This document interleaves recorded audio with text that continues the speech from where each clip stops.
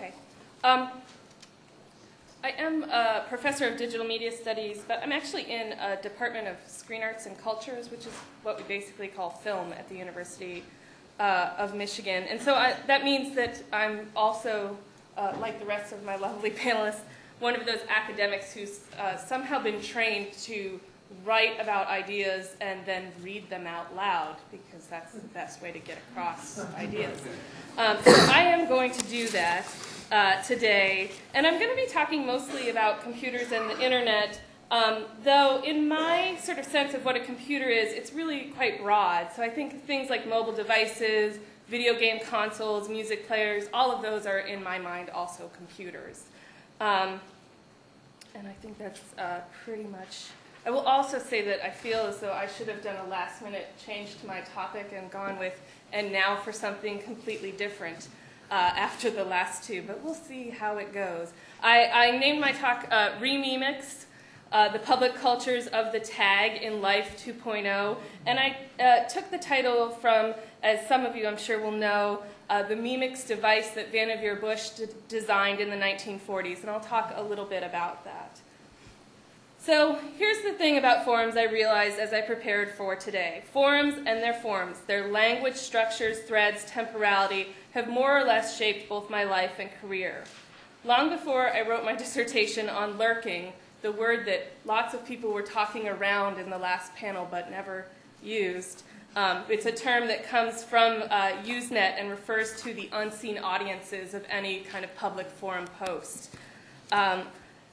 Long before I wrote that, I used forums to basically solve my problems in life, the Life 1.0, I guess, that I had at the time. So rec.food.recipes helped me pass Italian when users in Rome sent me authentic recipes for a practical exam. Media and Theory fan forums showed me that my wonky passions needn't be solitary ones, and also permanently marked me as my vote for the establishment of the Usenet group rec.futuresociety.startrek still comes up in my Google search.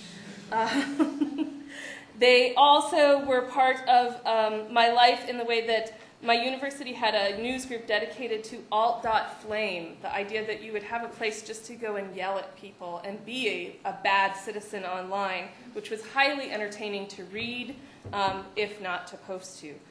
I've used forums for everything from buying furniture to shopping for a mate during my year-long research experiment in online dating, which did indeed result in me gaining a lovely software engineer husband. It also informed my thinking about how our online profiles are actually key pieces of intellectual property, and it hurts me actually that Facebook owns my profile when I put so much time and effort into making it what it is. They're also a place for citationality and demonstrating and monitoring taste. Does the person that I'm trying to attract understand that the joke I'm making, this was actually something I did, references both Rene Magritte and Unix, or is the idea of a surrealist-loving system administrator a mythical creature, kind of like the modern dating scenes version of a unicorn? So, frankly, it's the kind of messy and honestly the fast textualities of forums that drew me into the internet in the first place. And today, in my work on video games, I often argue that video game consoles themselves are kind of like the new media return of the repressed. They're sort of computers that don't really have social functions. I don't want to get into the idea that games don't have social functions. I totally think they do, but games systems themselves are often sold as like toys, basically. And I think we can say something quite similar in forums, that here too we have a return of the repressed. There's speech that is unfurled and loosened, typed fast and furious. I actually do think that a lot of it is speech, especially when you think about the kind of spelling you see on a place like Craigslist, or the sort of new forms of language that emerge in text speak.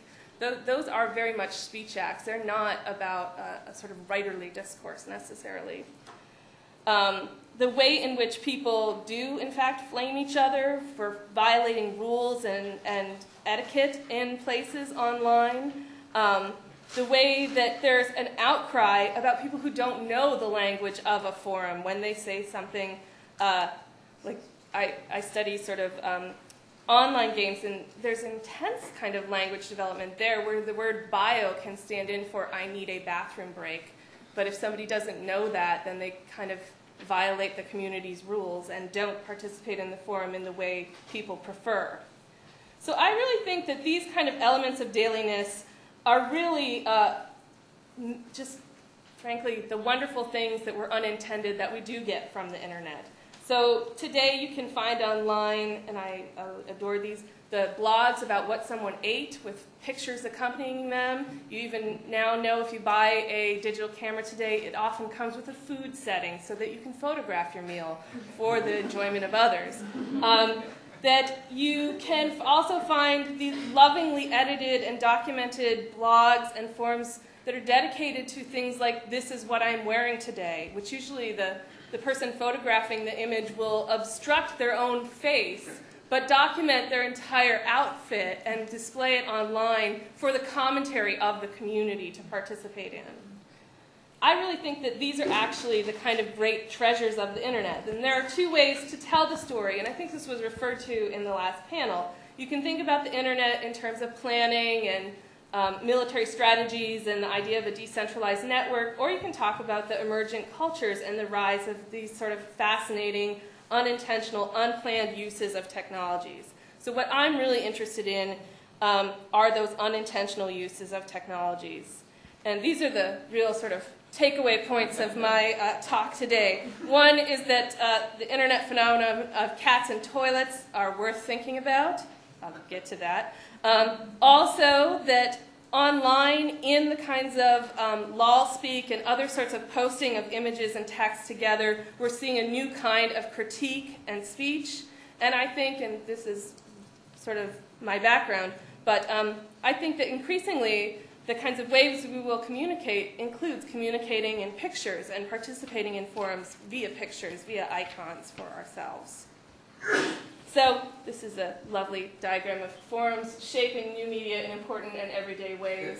The moose thing refers to a private forum that I participate in. That's my dog. I got her off Craigslist.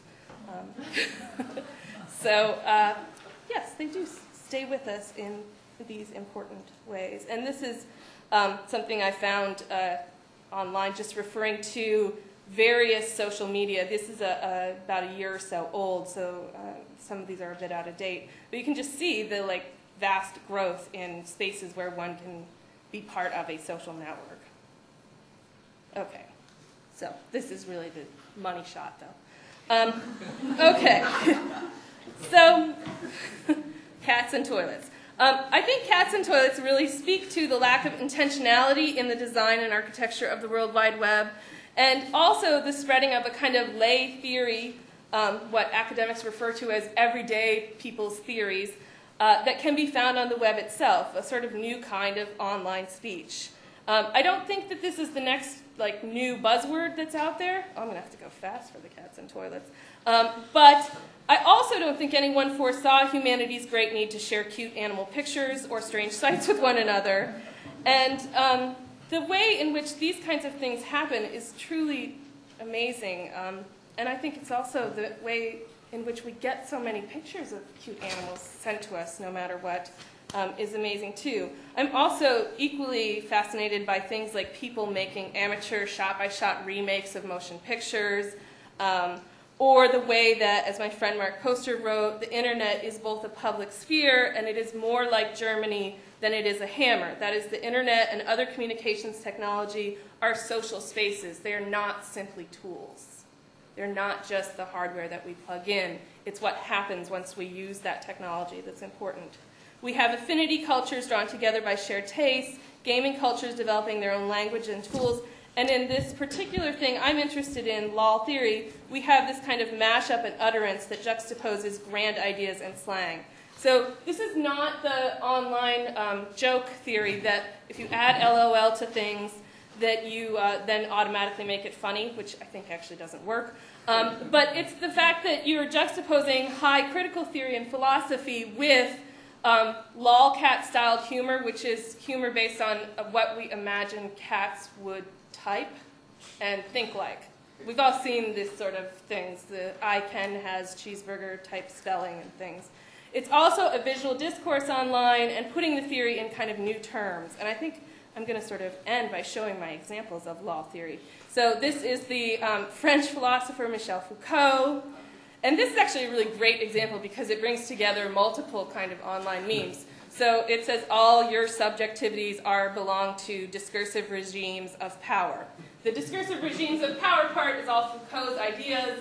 The all your subjectivities part is from an ongoing meme about all your base belong to us, a misspelled English translation in an old Japanese media example. But it's again juxtaposed with the kind of nerdy picture of Foucault. Oh, can I just show them real quick? I won't talk. So this is Jean Baudrillard. He's keeping it hyper real. Michel Desserteau and Henry Jenkins. Michel saying, Henry, you poached my book. And Henry saying, no, I is your fan. This is Henry as well, who is a famous author from MIT, who has written about convergence culture, and he is in our computer converging our culture on Second Life. This is a Walter Benjamin. I can has aura, or no, they be stealing my aura. And it plays into this other longer tradition. So I am out of time, but I just basically want to say that as much as we talk about the kind of public spaces of the internet and discourse and governance and citizenship and things like that, I actually think we need to pay attention to the other kinds of ephemeral objects and images and speech that are created there too, because that's what's going to be part of the past once the future gets here. Okay.